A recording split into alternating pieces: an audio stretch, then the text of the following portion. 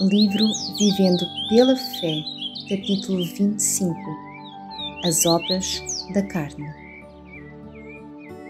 Porque as obras da carne são manifestas, as quais são adultério, fornicação, impureza, lascívia, idolatria, feitiçaria, inimizades, porfírias, emulações, iras, pelejas, dissensões, heresias, invejas, homicídios, bebedices, glutonarias e coisas semelhantes a estas, acerca das quais vos declaro, como já antes vos disse, que os que cometem tais coisas não herdarão o reino de Deus.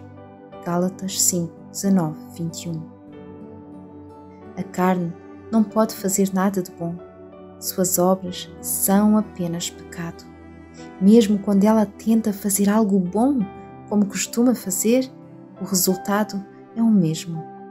A carne está unida ao pecado e não há meio pelo qual os dois possam ser separados. Quando um se manifesta, o outro também se manifesta. Na vida ou na morte, os dois andam juntos. A carne atua sempre que a fé está ausente. Tudo o que não é de fé é pecado. Romanos 14, 23. Quando a fé está presente, Deus atua. Quando a fé está ausente, a carne atua. A carne não pode fazer as obras que Deus faz. O Salvador declarou isso quando os judeus perguntaram o que deveriam fazer para realizar as obras de Deus. Jesus respondeu e disse-lhes: a obra de Deus é esta, que creiais naquele que Ele enviou. João 6, 29. Pela fé recebemos Cristo e então as obras que são feitas por Ele. Consequentemente, elas são as obras de Deus. O grande erro que você comete é pensar que a carne pode fazer as obras de Deus. Sua mente natural está muito aquém do que constitui essas obras. Seus caminhos e pensamentos estão tão abaixo dos caminhos e pensamentos de Deus que naturalmente você não faz ideia do que seja justiça. Como resultado, como os judeus da antiguidade, você vai estabelecer a sua própria justiça e ao fazer isso, perderá a justiça de Deus. Você pode obter algo que pareça justiça aos seus olhos, mas se depender disso, no dia do juízo, você se encontrará terrivelmente enganado. Quando a carne tenta fazer as obras de Deus, só resulta em escravidão. A carne está escravizada à lei de Deus, pois esta não é sujeita à lei de Deus, nem em verdade o pode ser. Romanos 8, 7. Não pode haver harmonia entre elas, porque a carne cobiça contra o espírito e o espírito contra a carne, de modo que não façais o que quereis. Gálatas 5, 17. E isso é o que revela a escravidão da carne, a incapacidade de fazer o que você tenta fazer e que Deus ordenou que fosse feito. A carne luta contra os mandamentos de Deus e é totalmente incapaz de se harmonizar com eles. Quando a carne cessa de tentar cumprir as obras da lei, você tem uma sensação de liberdade. Não porque a escravidão tenha acabado, mas porque você não a sente mais. Quando lutava para caminhar em liberdade, você tinha uma aguda percepção das correntes que o prendiam. Mas quando desistiu de lutar e sentou-se calmo, o poder das correntes não foi sentido. E se você está cego para as questões espirituais, facilmente pode imaginar que não está mais em cativeiro. Sua carne está acorrentada ao pecado e sempre que ela tenta ir na direção contrária, as correntes prendem-na e você nota uma sensação de escravidão. Contudo, se parar de lutar contra o pecado, não sentirás mais o solavanco das correntes. Poderás então, em sua cegueira, imaginar-se em liberdade e se alegrar porque pensas que passou da escravidão para a liberdade. Mas você não possui liberdade genuína. Você só tem a liberdade dada por Satanás. Satanás segura tuas correntes e o leva cativo à sua vontade. Contanto que se mova na direção que Satanás deseja, você não sentirá a força restritiva das correntes. O inimigo lhe dará corda suficiente para que não sejas desagradavelmente convencido de seu cativeiro. Todavia, a partir do momento em que você busca abandonar o caminho do pecado e andar nos caminhos de Deus, você se depara em cativeiro e tenta o máximo que pode, mas não consegue se libertar.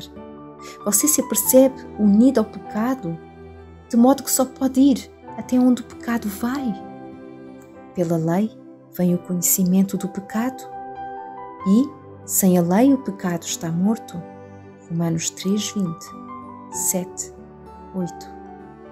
Estás agora ciente da tua incapacidade de realizar as obras de Deus. Mas quando o mandamento vem, o pecado revive.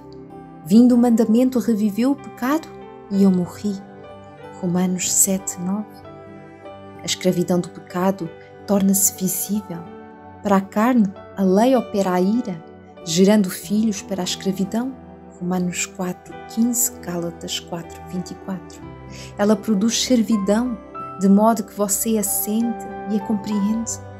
Porque a mulher que está sujeita ao marido enquanto ele viver está-lhe ligada pela lei, mas, morto o marido, está livre da lei do marido. De sorte que, vivendo o marido, será chamada adúltera, se for de outro marido. Mas, morto o marido, livre está da lei, e assim não será adúltera, se for de outro marido. Romanos 7:2-3. Quando você está na carne e toma o nome de Cristo em vão, torna-se culpado de adultério, que é o primeiro item mencionado nas obras da carne. Visto que a carne é o velho homem, o primeiro marido da mulher, então esse marido deve estar morto antes que ela possa legalmente se unir a outro. Portanto, quando a sua carne tenta realizar as obras de Deus, isto nada mais é do que um esforço para cometer adultério. O que quer que a sua carne faça ou tente fazer, se trata, claro, apenas de uma obra da carne. E se você fizer as obras da carne, certamente estará entre os que não herdarão o reino de Deus. Gálatas 5:21. Abraão, certa vez, tentou realizar as obras de Deus através da carne. Deus havia prometido que ele seria o pai de muitas nações. E é claro que Abraão estava ansioso para que a promessa fosse cumprida. Mas como Sara, sua esposa, era estéril, ele não tinha filho. Então Abraão e Sara começaram a trabalhar no cumprimento da promessa. O resultado foi Ismael, o filho nascido segundo a carne, o filho da escrava. Ver Gálatas 4:29 e 30. Neste ato, Abraão e Sara mostraram falta de fé, pois a fé teria crido que Deus poderia realizar o que havia prometido, mesmo sob condições aparentemente impossíveis. E visto que a fé estava ausente, o que eles fizeram foi uma obra da carne, e o resultado foi um filho nascido segundo a carne. A carne, tentando realizar a obra de Deus, simplesmente trouxe escravidão.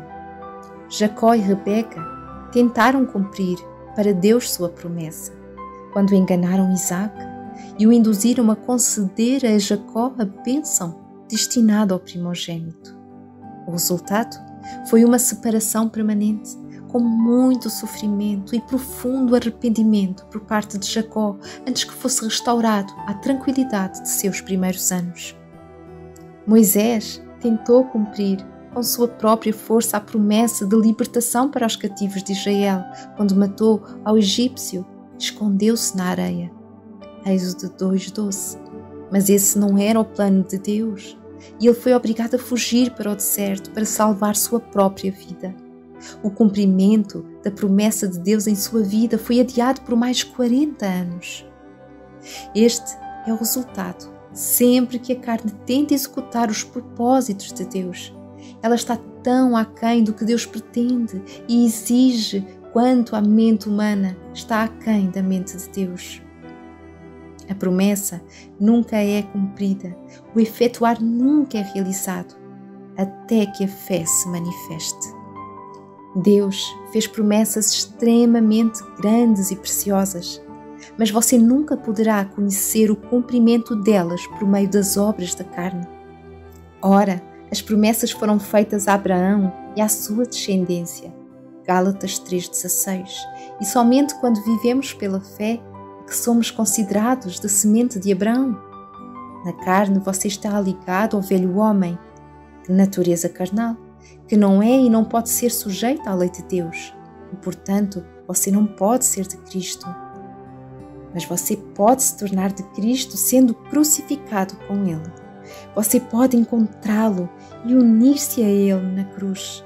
Gálatas 2,20. Na cruz, o velho homem, o primeiro marido, é crucificado e morto. E então pode casar-se com outro, justamente com aquele que ressuscitou dentre os mortos, a fim de que demos fruto para Deus. Romanos 7,4. Sua carne não pode ser separada do pecado e, portanto, para que o pecado cesse, ela deve morrer. Então, você é liberto da lei do pecado e da morte. Romanos 8,2. A lei que o levou a pecar enquanto você estava na carne. Porque quando estávamos na carne, as paixões dos pecados, que são pela lei, operavam em nossos membros para darem fruto para a morte. Mas agora temos sido libertados da lei, lei do pecado, tendo morrido, porque a carne está morta, para aquilo em que estávamos retidos, para que sirvamos em novidade de espírito e não na velhice da letra. Romanos 7, 5 e 6. Esta é a maravilhosa transformação que acontece com você na cruz. A lei não morre, mas sim a sua carne. A lei do pecado e da morte foi abolida. A inimizade entre você e a lei morre.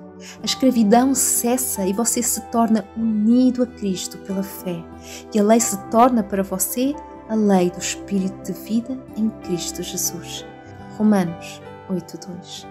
Então as obras da carne cessam e você produz as obras da fé, que produzem os frutos do Espírito, e você se torna um herdeiro com Abraão das promessas feitas a ele e à sua semente. Amém.